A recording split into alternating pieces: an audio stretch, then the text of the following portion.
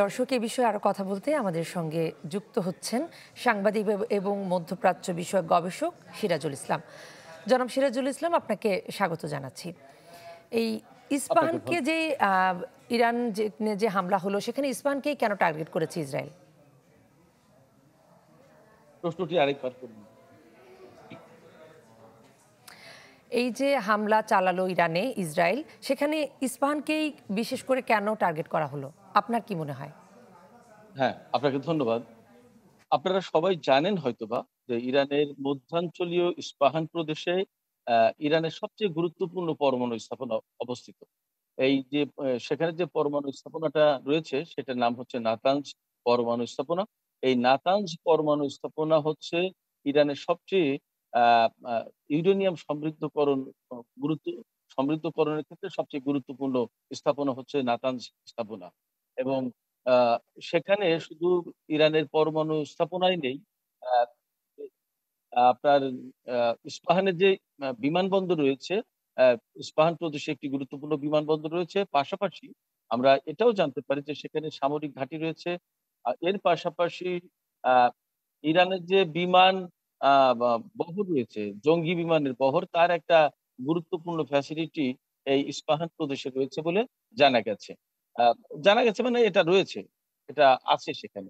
তো সামগ্রিকভাবে ইস্পাহান প্রদেশ হচ্ছে আ ইরানের সামরিক এবং পরমাণু কৌশলগত দিক দিয়ে অত্যন্ত গুরুত্বপূর্ণ একটি জায়গা। যার কারণে ইস্পাহানকে টার্গেট করতে পারে। তবে যে খবর প্রচার করা হচ্ছে, সেই খবরের একটা সম্ভবত কারেকশন আছে যে ইরানের উপরে ক্ষেপণাস্ত্র হামলা হয়েছে বলা হচ্ছে। কিন্তু ইরানের পক্ষ থেকে বা আ ইরানের পক্ষ থেকে বলা হচ্ছে যে ক্ষেপণাস্ত্র হামলা হয়নি। বরং সেখানে আপনার আ ৩ ইস্পাহানের আকাশে ৩ টি ড্রোন দেখা গিয়েছিল। সেই ৩ টি ড্রোনকে তারা ভূপাতিত করেছে। আবার আন্তর্জাতিক গণমাধ্যমগুলোতে একথা একদম পরিষ্কার করে বলা হয়নি যে ক্ষেপণাস্ত্র হামলা হয়েছে। কেউ বলছে ক্ষেপণাস্ত্র হামলা হয়েছে। যেমন একজন মার্কিন কর্মকর্তা আমেরিকার এবিসি টেলিভিশন চ্যানেলকে বলেছেন যে, ইরানের উপর ক্ষেপণাস্ত্র হামলা হয়েছে। কিন্তু অন্যান্য অনেক গণমাধ্যম যেমন ইরানের কোনো গণমাধ্যমেই এটা স্বীকার করা হয়নি।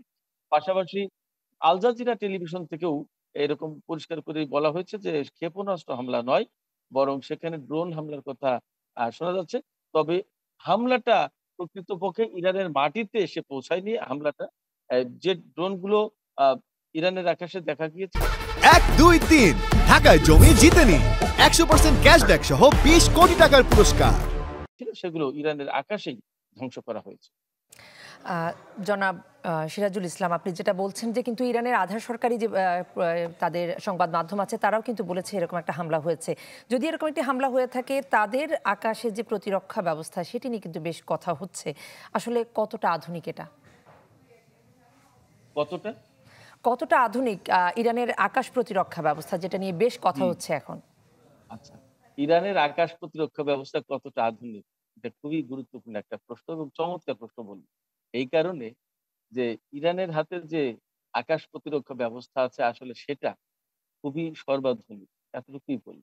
কারণ হচ্ছে যে আমেরিকার আকাশ প্রতিরক্ষা ব্যবস্থা বা আরো যাদের হাতে যে সমস্ত আকাশ প্রতিরক্ষা ব্যবস্থা আছে, তার অনেক পরে এসে ইরানের আকাশ প্রতিরক্ষা ব্যবস্থা তৈরি করার চেষ্টা করা হয়েছে। ইরান সেই ক্ষেত্রে অনেক পরে শুরু করেছে বলতে হবে। তাহলে পরে যারা শুরু করেছে তাদের কাছেই তো আধুনিক প্রযুক্তিটা থাকার কথা, তাই নয় কি? আর এটা গেল তাত্ত্বিক কথা। আর বাস্তবে যে কথা বলব সেটা হচ্ছে এই যে ইরানের হাতে কতটা আধুনিক আকাশ প্রতিরক্ষা ব্যবস্থা আছে, তার কয়েকটা নমুনা দেখলে আপনারা বুঝতে পারবেন, আমরা সবাই বুঝতে পারব। তার ১ম এই বলি ২০১৯ সালে সম্ভবত বা ২০২০ সালের জুন মাসে। ২০১৯ অথবা ২০২০ সালের জুন মাসে তখন মার্কিন প্রেসিডেন্ট ডোনাল্ড ট্রাম্প ক্ষমতায়। এই সময় পারস্য উপসাগরের আকাশে ইরান দাবি করেছিল যে তাদের আকাশ সীমায় প্রবেশ করেছিল আমেরিকার গ্লোবাল হক ড্রোন।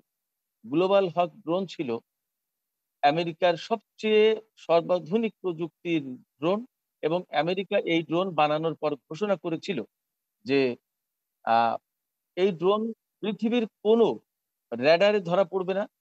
কারোর প্রতিরক্ষা ব্যবস্থা এই ড্রোনকে ধ্বংস করতে পারবে না।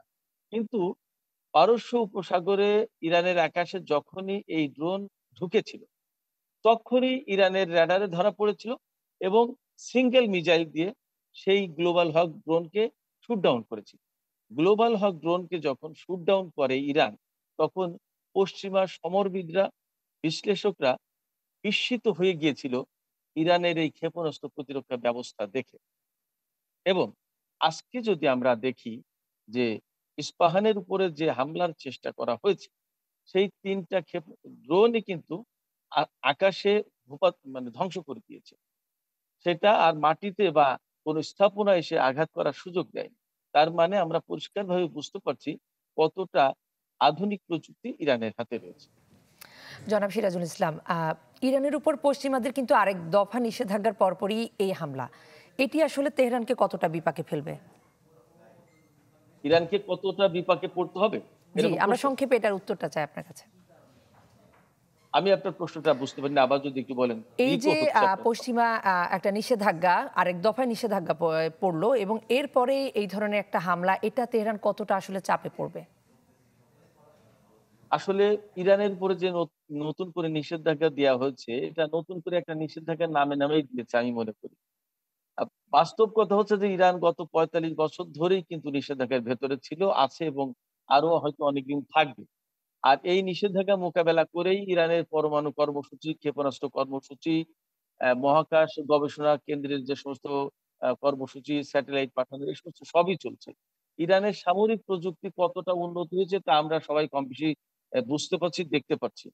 এছাড়া ইরানের অর্থনীতি যদি খুব দুর্বল হতো তাহলে কিন্তু এই সমস্ত কর্মসূচি, পরমাণু কর্মসূচি, তারপরে ক্ষেপণাস্ত্র কর্মসূচি, আ আ উপগ্রহ পরিচালনা, তারপরে মধ্যপ্রাচ্যে যে এত প্রক্সি গড়ে তোলা, এত প্রক্সি গড়ে তোলা, হামাস, হিজবুল্লাহকে এত বিরাটভাবে সমর্থন দেয়া, সিরিয়া যুদ্ধে জড়িয়ে যাওয়া এবং ইরান কিন্তু পিছিয়ে যায়নি এই সমস্ত ঘটনায়। তার মানে নিষেধাজ্ঞা যে ইরানকে কাবু করতে পারেনি, এটা অনেক আগেই প্রমাণিত।